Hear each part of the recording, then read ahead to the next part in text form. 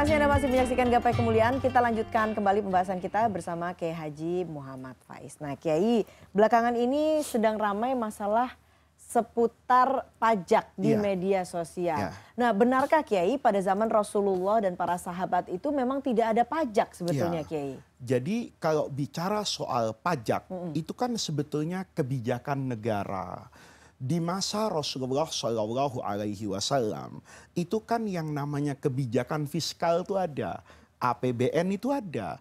Tetapi dulu di masa Rasulullah itu dibangun dengan media zakat. Ya, zakat itu kan ada asnafnya ya. Saya rasa di Gapai Kemuliaan saya pernah menjelaskan tentang mereka yang berhak menerima zakat. Ada kelompok fakir, miskin misalnya, sabilillah yang kemudian bisa diartikan tentara, pegawai pemerintah dan sebagainya dan sebagainya. Nah, di masa Nabi tentu karena penduduknya sedikit, kepentingannya juga tidak beragam, tidak banyak, maka kemudian kebutuhan untuk itu bisa di-cover oleh yang namanya zakat. Tentara di masa Rasulullah itu nggak ada gajinya, Mbak Eva. Artinya kalau Nabi punya uang, punya harta, itu mereka mendapat. Kalau tidak, tidak ada. Makanya kita bisa lihat sejarah Islam. Di masa Sayyidina Umar lah dikatakan Umar yang pertama kali pemimpin dalam sejarah Islam yang membentuk namanya Ad-Dawawin. Dawawin itu dari diwan. Diwan itu kumpulan. Jadi mulailah ada tata administrasi negara. Mana orang yang dikumpulkan menjadi tentara. Dulu nggak ada Mbak Eva tentara. Siapa aja mau diajak perang ke Badar itu. Itu kan nggak ada angkatan darat, nggak ada kasat, nggak ada kasau gitu loh. Mungkin orang di jalanan semuanya jenderal ya. Semuanya jenderal, semuanya berangkat gitu loh. Nah, seiring dengan kebutuhan negara, itu kita bisa lihat Sayyidina Umar misalnya di masa pemerintahan beliau yang kemudian konteks kehidupannya berkembang di luar dari apa yang terjadi di masa Nabi dan di masa Sayyidina Abu Bakar. Islam butuh tentara untuk menjaga luasnya daerah ini. Maka dulu orang itu menjadi tentara menjadi pekerjaan di masa Umar. Di masa Rasulullah itu tatawuan, kesadaran hatinya ya, dimobilisasi jadi tentara. Selesai perang balik ke sawah, balik ke pasar kan gitu kan. Nah, setelah ada seperti ini, maka timbul kan kebutuhan negara. Dulu diatur oleh pemerintahan Islam itu di masa Sayyidina Abu Bakar, semuanya diambil dulu dari zakat. Kalau zakat masih mencukupi, maka kemudian selesai. Tidak ada kewajiban keuangan apapun buat warga negara Madinah. Nah, setelah meluas, maka kemudian konteksnya ada ini. Kita butuh dana untuk ini. Kalau bahasa sekarang itu pembangunan infrastruktur lah. Itu tidak lagi bisa tercover dengan dana zakat.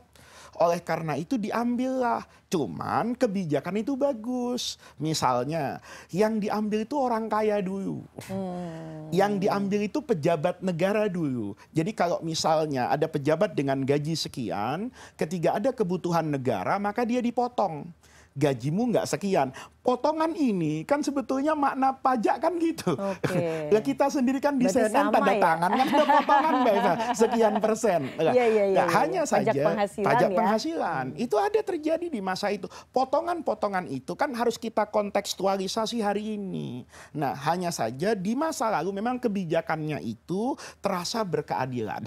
Nanti di pasar itu berbeda-beda gitu loh. Dulu Rasulullah Shallallahu Alaihi Wasallam itu juga pernah memasang harga batas atas dan batas bawah.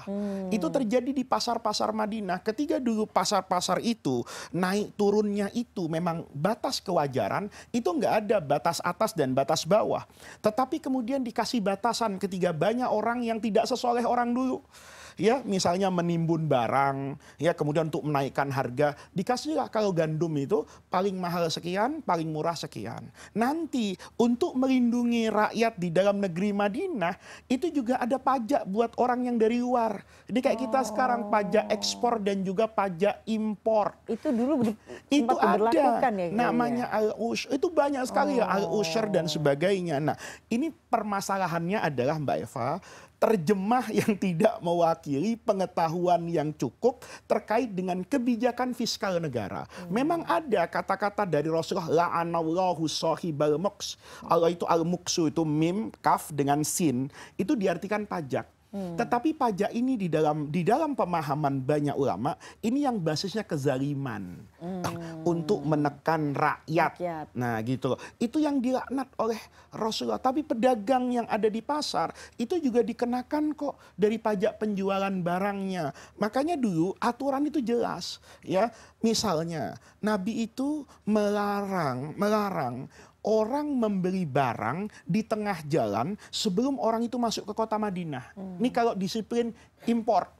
Jadi kalau saya mengekspor barang nih, boleh jadi sebelum masuk Singapura, ya, saya dicegat di Batam nih. Kata orang Batam, Pak Faiz, saya beli sekian. Beli dulu. Kata Nabi jangan.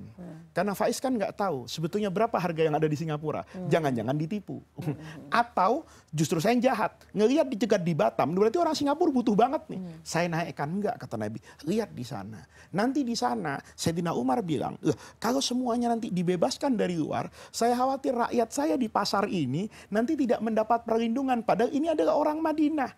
Masa yang menikmati orang di luar Madinah? Kan lebih utama mereka. Maka Sayyidina Umar kemudian membuat yang namanya pajak tertentu. Kalau ini barang dari luar, pedagang luar, itu diminta kontribusi sama Sayyidina Umar. Misalnya sebesar 10%.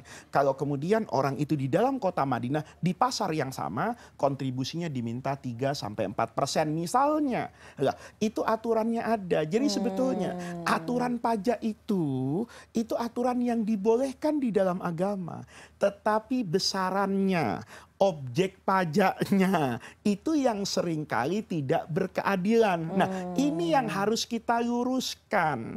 Bukan berarti warga negara itu tidak harus bayar pajak. Kalau tidak harus bayar pajak, dari mana negara ini mau membangun? Ada pendapatannya. Tetapi negara perlu jujur.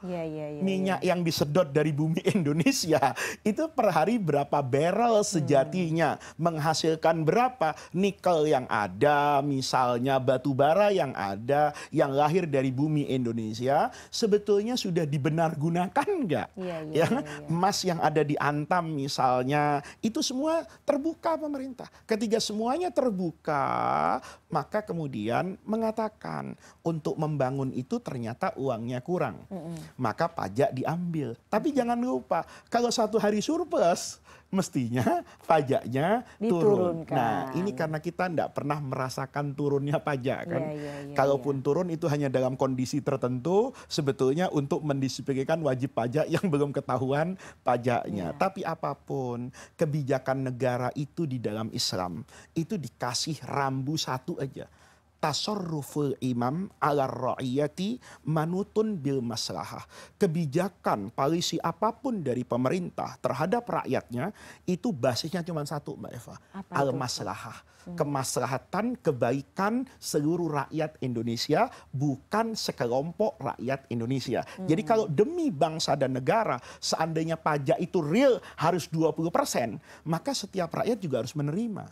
Tetapi pemerintah harus jujur. Kalau sejatinya yang dikenakan 30 pada kelompok tertentu, pada kelompok yang ini 2-3% misalnya, itu sangat wajar. Jangan sampai nanti misalnya nih, guru-guru di pedalaman itu sudah gajinya kecil, masih juga dipotong pajaknya pajak sampai 30% misalnya.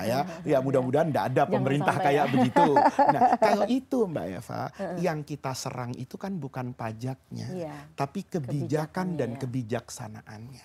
Oke, baiklah Kiai. Kita akan lanjutkan lagi Kiai, tapi kita harus break terlebih dahulu. Jangan kemana-mana, Gapai Kemuliaan akan segera kembali.